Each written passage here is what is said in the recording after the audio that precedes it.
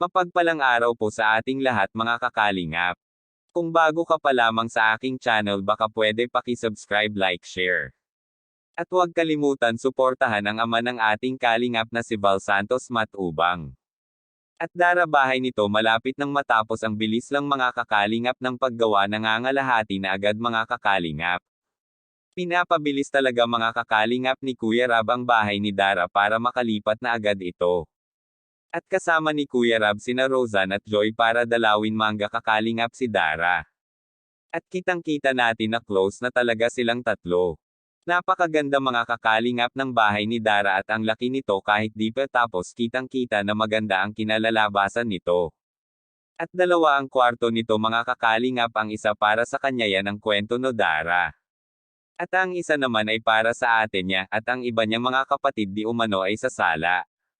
Nakakatuwa talaga mga kakalingap itong si Dara dahil maganda ang pinaplano niya sa buhay at maganda mag-isip itong si Dara at base sa mga kwento nito at plano sa buhay ay may plano talaga itong mabuo ang kanyang pamilya kahit na wala na ang kanilang nanay. Kaya nga labis ang tuwa nitong si Kalingap kay Dara dahil bata pa lamang ito ay marunong na sa buhay at madiskarte ito. Daig pa mag-isip ang pamilyadong tao, Kuya Rab pinalakihan ang dirty catchy ni Dara dahil mahilig daw ito magloto-loto. Sa mga sponsor po ni Dara sana po wag kayo magsawang suportahan at bigyan si Dara dahil deserve niya ang ganyang mga tolong. At pinapahalagahan ito ni Dara at labis ang pasasalamat nito sa mga solid nitong mga manunood at sa mga sponsor niya, nagpapasalamat din ito.